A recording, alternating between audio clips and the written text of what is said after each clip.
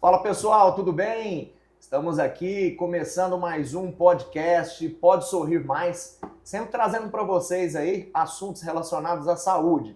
Lembrando que nosso podcast vai estar aí disponibilizado nas redes sociais, no nosso Instagram, com algumas prévias para você ver o assunto que foi abordado na entrevista e depois nós vamos disponibilizar a entrevista na íntegra no nosso canal do YouTube. Hoje é com muita satisfação que eu recebo ele, que é um amigo meu, graduado pela Universidade de Uberaba em 2014, fez aperfeiçoamento em implante também pela Universidade de Uberaba, já no ano de 2014 também, e se especializou pela Faculdade FUNORTE em implantes orais. Com muito prazer que eu recebo aqui, Dr. Dielison. Muito obrigado pela presença, doutor. Eu que agradeço, Thiago. Muito obrigado pelo convite. E a gente vai tentar esclarecer um pouco das dúvidas, né, dos nossos... Do tema, né, que nós vamos falar. Dos temas que a gente vai tentar esclarecer um pouco dessas dúvidas que ainda aparecem muito no nosso consultório. Certo. Hoje eu chamei o doutor aqui para a gente conversar a respeito de um procedimento que muita gente precisa de fazer por conta da deficiência óssea, né? Nós vamos falar sobre os enxertos orais, né? Os enxertos ósseos. Então, doutor, eu queria que você me falasse basicamente o que é esse enxerto ósseo, como que funciona essa parte.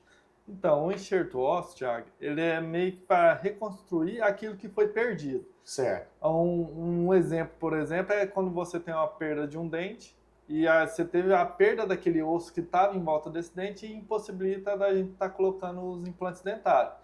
Então, para possibilitar estar colocando, a gente tem que ganhar aquilo que foi perdido. Então, a gente precisa fazer esse enxerto para depois fazer os implantes dentários. Certo, certo. A gente sabe que o implante, né, ele precisa de ter ali um arcabouço ósseo ali para ele poder ter um travamento, uma sustentação, né? E muita gente, às vezes, por algum motivo, perdeu. Esses motivos, o que é que propicia essa perda? O que causa essa perda do osso? É só a extração do elemento dental? Então, um dos motivos é a extração do elemento. Quando você tem a perda daquele dente, você perde aquele estímulo do osso, então o osso ele perde todo aquele osso, aquela estrutura que estava ali em volta, né?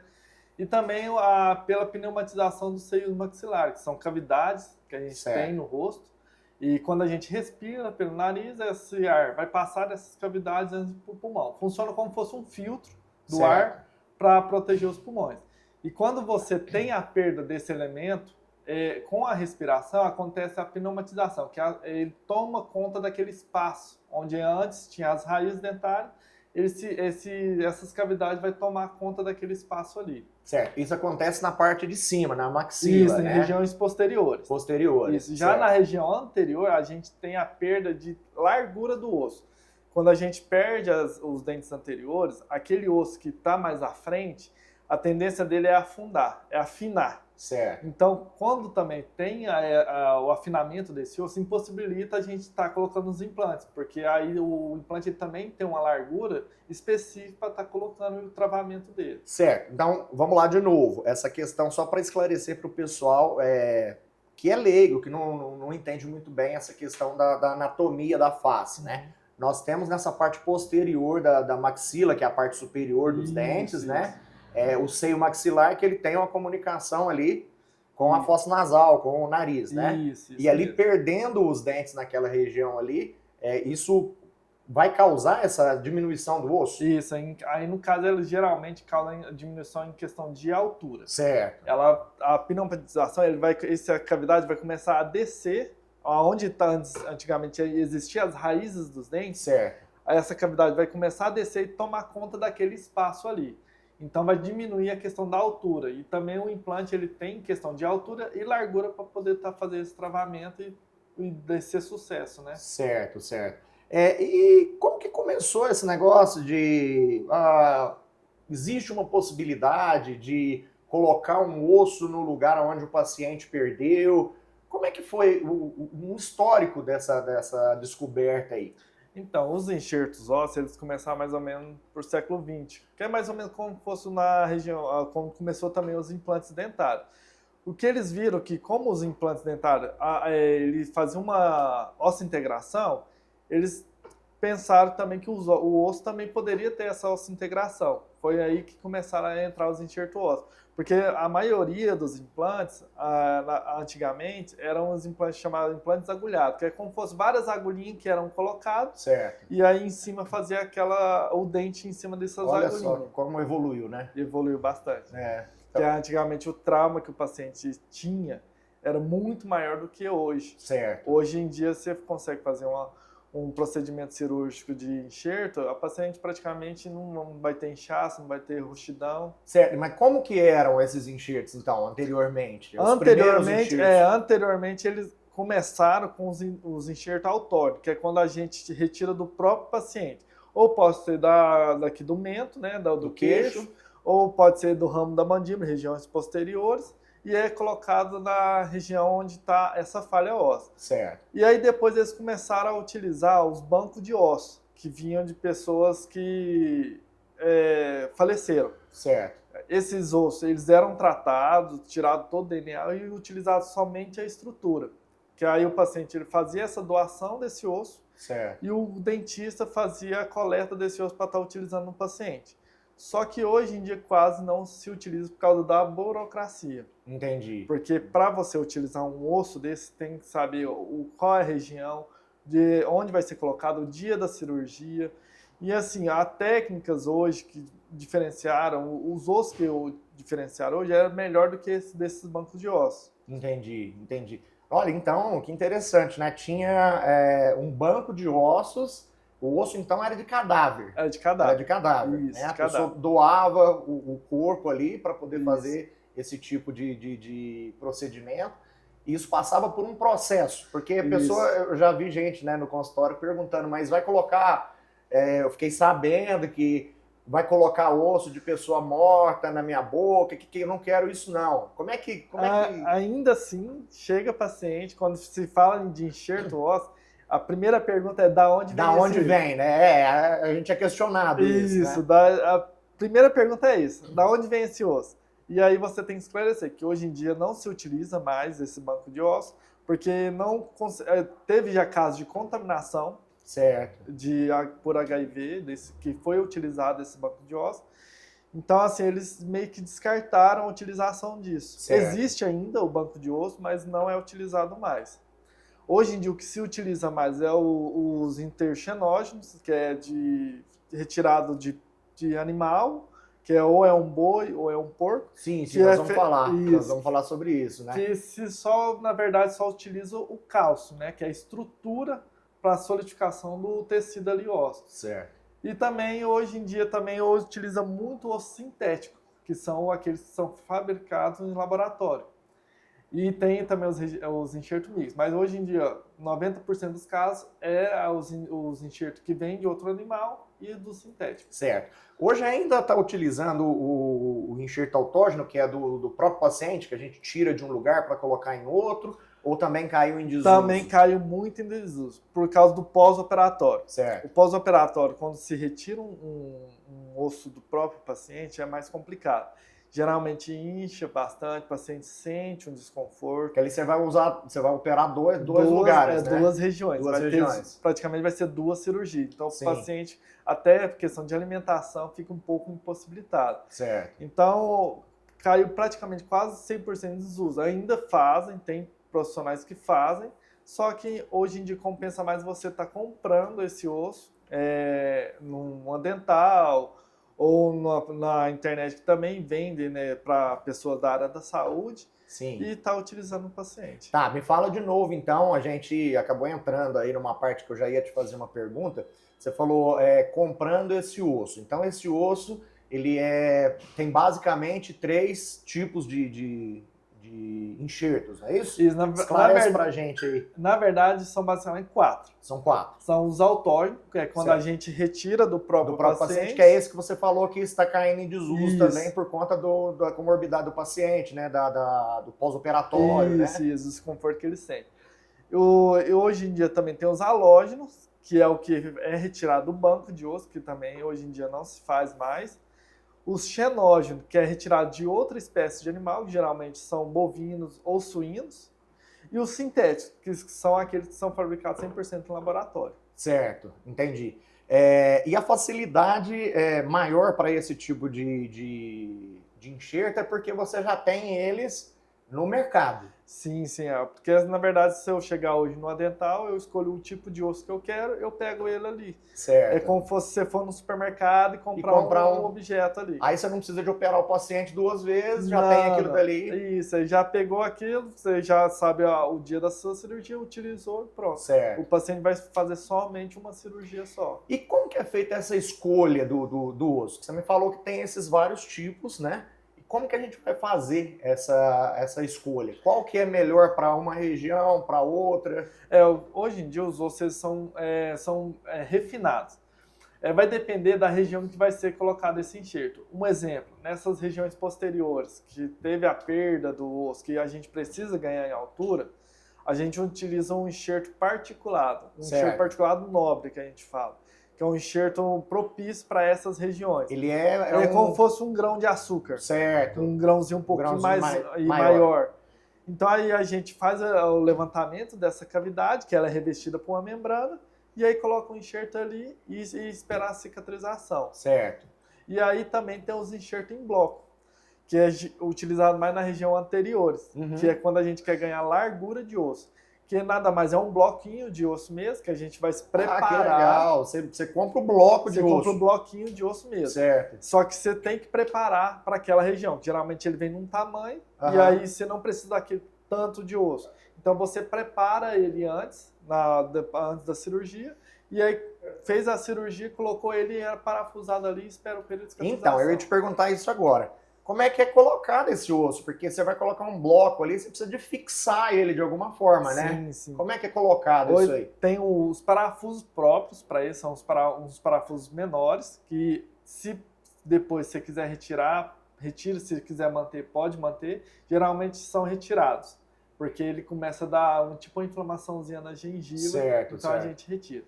Então, assim, quando é em bloco, eu utilizo esses parafusinhos para fixação. Certo. Quando é o particulado, não. O particulado, geralmente, é a própria cavidade onde vai ser enxertado, a gente coloca... Você só deposita ele ali dentro daquela cavidade? Compacta ele ali para ele ficar firminho e aí fecha. Certo. E esse osso, ele precisa de algum tempo de regeneração ali, ou você já pode fazer a colocação, por exemplo, de um implante logo depois da colocação do osso? Então, depende da técnica. Por exemplo, se o paciente tem um remanescente, uma específica geralmente são 5 milímetros, que é o próprio osso do paciente. Certo. Eu quero ganhar mais uns 3, 4 milímetros de osso. Aí dá para a gente fazer um implante e um enxerto junto. Certo. Mas vamos supor um caso de um paciente que tem 1 milímetro de osso, ele já não tem mais nada de osso. Então a gente precisa ganhar 8, 9 de altura de osso. Aí já não dá porque o implante não vai travar nesse 1 milímetro. Então a gente tem que primeiro fazer um enxerto, aguardar os 6 meses, que é o período... São 6 meses? São 6 meses. 6 meses. Isso. Isso quando o paciente não tem estrutura que o implante possa ficar travado ali. Travado. E você vai só fazer vai acrescentar ali um osso. Isso. Ressalto pacientes que fizeram cirurgia bariátrica. Teve casos meus pacientes que a gente teve que aguardar até 1 ano. Certo, eu ia te perguntar isso agora. Qualquer pessoa pode fazer esse enxerto ósseo? Existe alguma contraindicação para poder fazer isso? Uma das contraindicações é paciente com osteoporose, que ele já tem uma perda óssea natural do seu próprio organismo. Então, para esses pacientes, é muito difícil a gente estar conseguindo a altura, porque se ele já tem essa perda, o osso que a gente vai ser colocado, muito difícil vai cicatrizar. Entendi. Entendeu? E pacientes também com cirurgia bariátrica, que está no processo de emagrecimento. Certo. Esse processo de emagrecimento desregula muito o organismo. Perda de vitaminas, por isso que faz reposição. Então ele demora mais para essa cicatrização. O ideal é sempre após essa perda de emagrecimento para você estar fazendo a enxertia óssea. Que aí vai trabalhar mais com a questão dos nutrientes, né? Isso mesmo. Entendi. Já aconteceu um caso, o paciente tinha 3 meses, tinha feito bariátrica, não nos avisou que tinha feito a bariátrica. A gente fez o enxerto, aguardou 6 meses. Quando a gente foi refazer a cirurgia para estar instalando o implante o enxerto praticamente estava do mesmo jeito que foi colocado. Importância, né, do paciente não negar nada, né? Isso, não, durante a durante anamnese, falar, né? ó, fiz uma cirurgia, porque... Relatar tudo, né? Ela tem que relatar tudo. Se no dia da cirurgia ela tivesse avisado, a gente tinha abortado essa cirurgia. Uhum. Inclusive, nós vamos abordar um outro tema aqui logo com uma oncologista, né? Falando sobre pacientes que passam por tratamento de câncer, né? E que existe também algumas limitações, né? Paciente que passa aí por processo de radioterapia, o paciente que trabalha com os remédios para proteção do osso, né?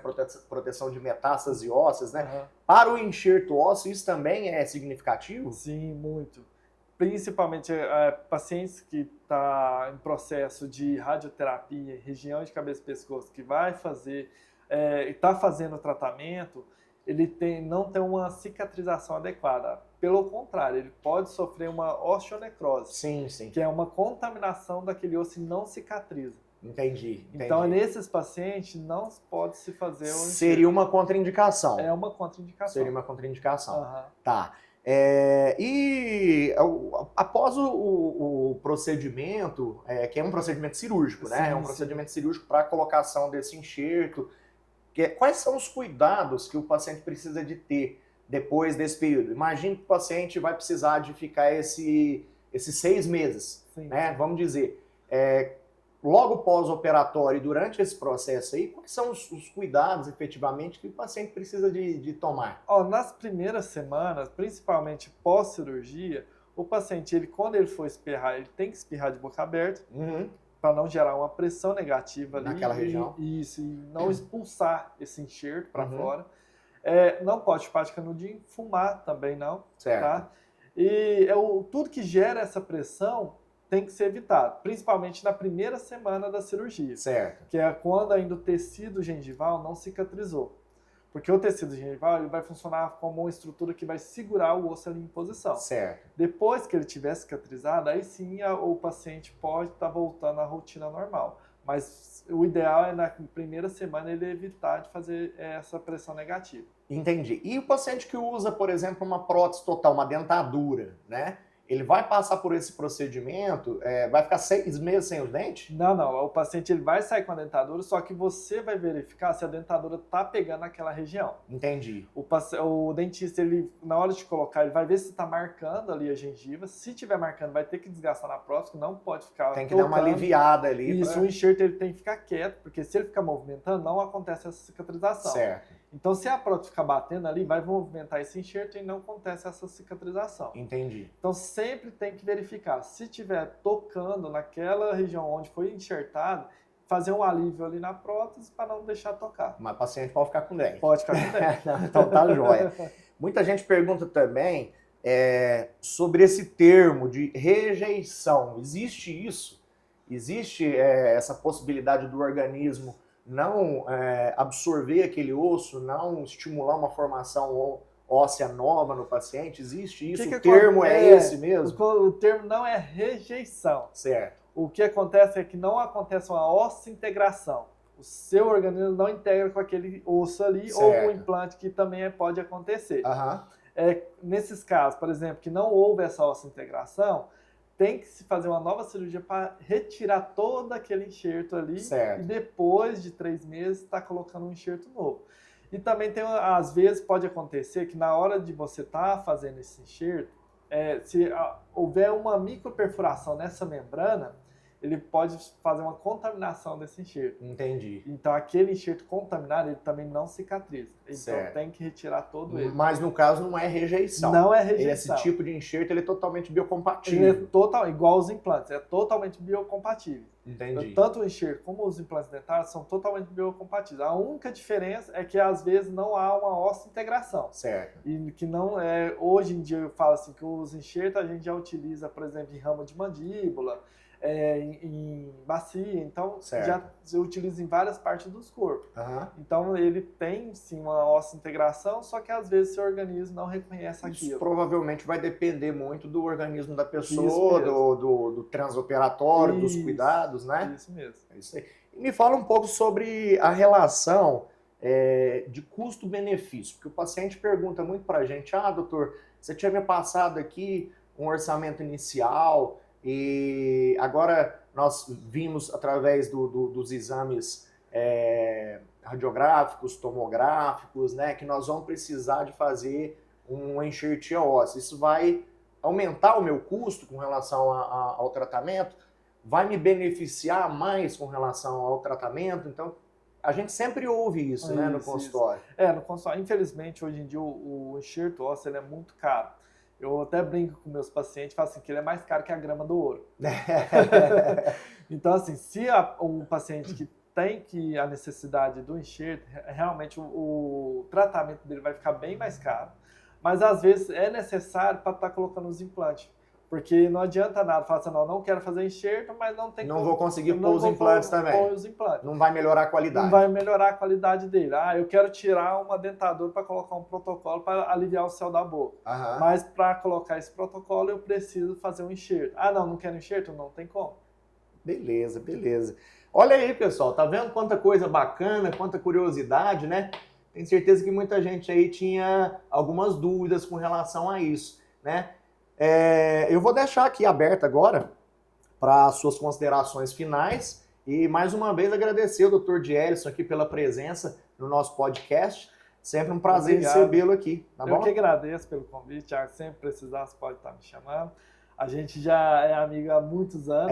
Isso aí é importante a gente salientar também, né? Nós tivemos a oportunidade de nos especializar juntos, né? Tivemos uma fase muito bacana juntos ali, né? E até hoje, né? Até hoje. A gente troca ideia em Exatamente, relação ao paciente, muito importante, né? Essa troca de experiências, troca de ideias aí durante o nosso dia a dia, né? Mais uma vez te agradecer pela presença. E assim, realmente deixar claro para o paciente que hoje em dia, às vezes, há necessidade desse enxerto para estar fazendo um tratamento. Sim. E vai ser um custo maior? Vai ser um custo maior, mas é necessário para estar fazendo esse tratamento. E sem dúvida nenhuma é um recurso que existe, né? Graças a Deus existe esse recurso, porque você imagina você chegar para o paciente e falar, seu caso não tem solução, né? Não tem jeito, você vai ter que continuar usando a dentadura aí. Então, por exemplo, no meu consultório apareceu uma vez um caso de uma paciente que ela não tinha nada de osso, nem na região anterior, nem na região posterior. Ela foi num outro profissional que indicaram uns implantes, se chamam implantes zigomáticos. Sim. Que são uns implantes muito caros, que o valor do tratamento dela ficou muito alto. E aí eu sugeri fazer essa enxerto ósseo bilateral. Olha só. E a gente fez, ficou a metade do preço. E ela resolveu o problema. Resolveu o problema dela. Maravilhoso. Tá vendo? São recursos que existem. Muitas vezes as pessoas não conhecem, né? E a gente está aí para esclarecer que você às vezes vai ter oportunidade de mudar seu sorriso, né? Utilizando esses artifícios aí que existem hoje no mercado. Tá bom? Agradeço a participação aí de vocês também que estão nos acompanhando. A gente fica por aqui e logo nós teremos aí as prévias dessa entrevista no nosso canal do Instagram e no nosso canal do YouTube com a íntegra dela, tá bom? Vão nos acompanhando aí para vocês não ficarem por fora das novidades. Grande abraço e até a próxima!